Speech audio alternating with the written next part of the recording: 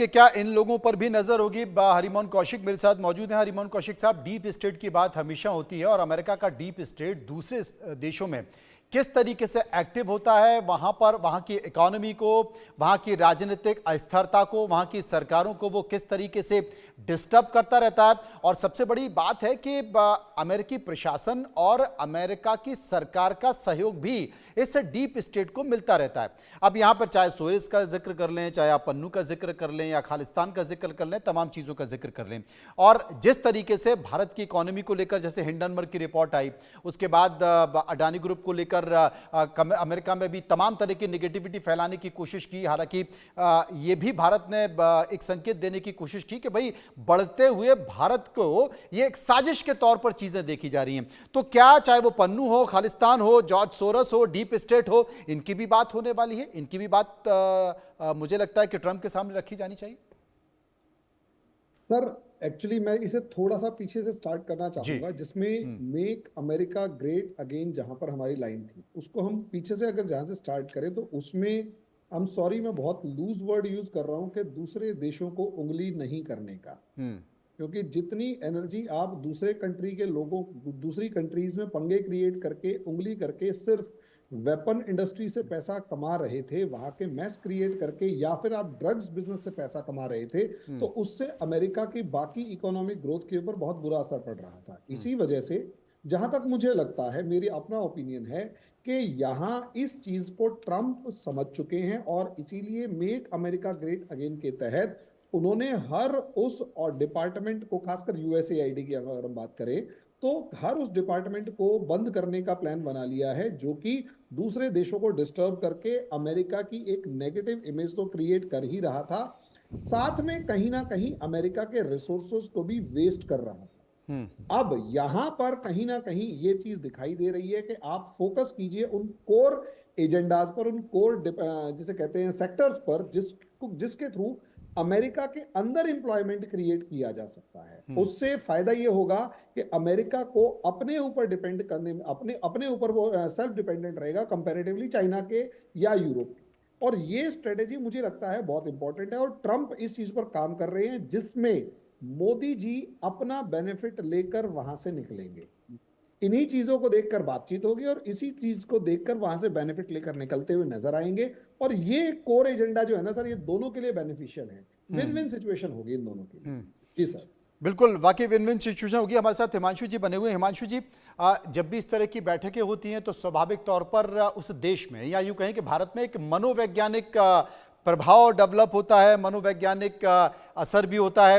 आपके पास सत्ता पक्ष के साथ साथ विपक्षी पार्टियों की भी बहुत सारे बयान, बहुत सारे संकेत निकल कर आते हैं, तो आपको उनका भी ख्याल रखना पड़ता है। अभी हाल ही में जिस तरीके से अमेरिका के कई लोग डिपोर्ट किए गए और हाथों में बेड़ियां, पैरों में जंजीर देखी गई, तो ये जो तमाम सारी चीज़ें हैं, इसके साथ साथ भारतीय छात्रों की करीब 2024 में अगर बात करें तो 11 भारतीय छात्रों की मौत अमेरिका में हुई है, वो भी एक बड़ा मुद्दा है। तो क्या ये वो मुद्दे जो निश्चित तौर पर संसद का सत्र चल रहा है, संसद में उठाए जाएंगे कि साहब ये देखिए संकेत, देश के प्रधानमंत्री नरेंद्र मोदी अमेरिका की यात्रा कर रहे हैं और ऐसे संकेत भारत को लेकर आ रहे हैं, तो मुझे लगता है कि इस पर भी एक चर्चा के तौर पर, संकेतों के तौर पर बड़ा हल निकल कर आएगा, चाहे वो भारतीय छात्र हों या फिर आने वाले, अभी तो बहुत सारे और अप्रवासी भारतीय हैं जो कि गलत तरीके से वहां चले गए, उनकी वापसी होनी है। तो मोदी अगर ट्रंप के सामने बैठ रहे हैं, चर्चा हो रही है, उसके बाद मुझे लगता है कि अब पैरों में बेड़ियां और हाथों में हथकड़ी दिखाई नहीं देंगी। देखिए मनोज जी, मैं आपको एक बात स्पष्ट कह दूं, हाँ, विपक्ष का जो भी एजेंडा हो वो चलाए, मगर नरेंद्र भाई वहां जाके अवैध तरीके से गए हुए भारतीयों के लिए अपने हाथ नहीं जोड़ेंगे। ये बात बराबर समझ के रखिए। अगर उनको बेड़ियों में वापस आना पड़े तो बेड़ियों में वापस आए। हम देख रहे थे, संसद का सत्र चालू होता है, हिंडनबर्ग रिपोर्ट आता है, बीबीसी की डॉक्यूमेंट्री आती है, वहां से शुरू करूं मैं। आप जो यूएस डीप स्टेट की बात कर रहे थे ना हरिमोहन जी से, उन्होंने तो बहुत सभ्य भाषा में बता दिया। मैं आपको आम आदमी की भाषा में बताऊंगा कि ये जो यूएसएआईडी बंद हुआ है ना, उससे हमारे देश के अंदर काफी देश के दुश्मनों का मेल्टडाउन हो रहा है, उनका रोना बंद नहीं हो रहा। उसकी वजह यह है कि उनके पास आने वाला सब पैसा बंद हो गया। अब क्या करेंगे वो? तो ये जॉर्ज सोरोस ये वो। और दूसरी एक बात समझ लीजिए, Donald Trump in the second term has, उनके लिए गाजा ज्यादा महत्वपूर्ण है, बांग्लादेश नहीं। हम भारतीय विपक्ष बांग्लादेश बांग्लादेश करते रहे, पाकिस्तान पाकिस्तान करते रहे, मगर उनके लिए गाजा पर कब्जा करना, यूनाइटेड स्टेट्स की एक टेरिटरी बनाना गाजा को, वो ज्यादा महत्वपूर्ण है। क्योंकि पूरे मिडिल ईस्ट के अंदर आप देख ले, यूएस के पास आज भी अपना खुद का एक बेस नहीं है, वो दूसरे देशों में चलाते हैं। अगर समझ लो गाजा का वो 20 किलोमीटर लंबी पट्टी, 350 स्क्वायर किलोमीटर का एरिया अगर यूएस के पास आता है, वो उसे रियल एस्टेट पे डेवलप करता है, एक बाजू टूरिज्म करता है, दूसरे बाजू अपना बेस बनाता है, तो यूएस की क्षमता आने वाले जियोपॉलिटिकल टर्म्स में क्या हो जाएगी। और वहां 2 साल पहले मैंने कहा था कि हाइफा अदानी ने प्रोक्योर किया है, उसका कोई महत्व है। आपको आज ये दिखता है 80% Haifa financially is controlled by Adani's.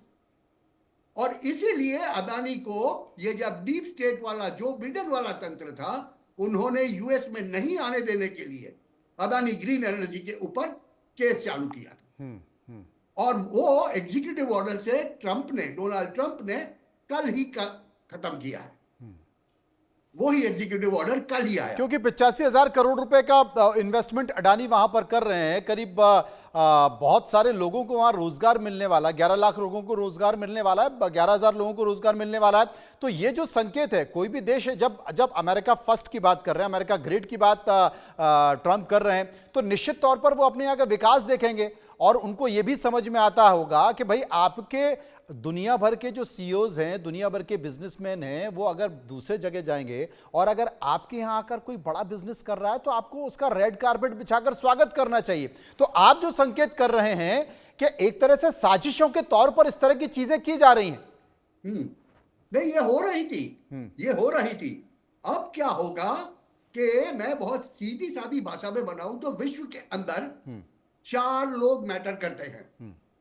एक है डोनाल्ड जे ट्रंप, दूसरे है नरेंद्र मोदी, तीसरे है व्लादिमीर पुतिन और चौथे हैं शी जिनपिंग।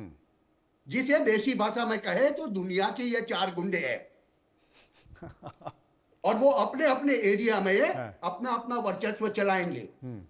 तो जब नरेंद्र मोदी और डोनाल्ड ट्रंप मिलते हैं, तो ऐसा कहा जाएगा कि आपके रीजन को आप जानें। सही कह रहे हैं, ये बात सही है, लेकिन मुझे लगता है कि ये 4 महानायक हैं। अगर इनको हम अच्छी भाषा में इस्तेमाल करें तो ये 4 महानायक हैं, और आने वाले समय में पूरे विश्व की स्थिति को ये 4 महानायक कंट्रोल करेंगे। लेकिन जो इसमें आपने 4 महानायकों का जिक्र किया, इसमें एक महानायक जरूर गुंडे के तौर पर ट्रीट करता है, और वो है चाइना। वो कहीं ना कहीं हर देश में उंगली करने की कोशिश करता है, और अमेरिका को सबसे ज्यादा खतरा अगर किसी से तो वो चाइना से है, वो ड्रैगन से है। क्योंकि वो अमेरिका में भी आग उगलने लगता है, और बाकी सब छोड़िए, इतनी हिमाकत और हिम्मत कोई नहीं कर सकता। वो अपने गुब्बारे भेजकर अमेरिका के व्हाइट हाउस की भी जासूसी करने लगता है। तो आप समझिए कि उसकी हिमाकत क्या है, उसकी हिम्मत क्या है, और वो क्या कर सकता है।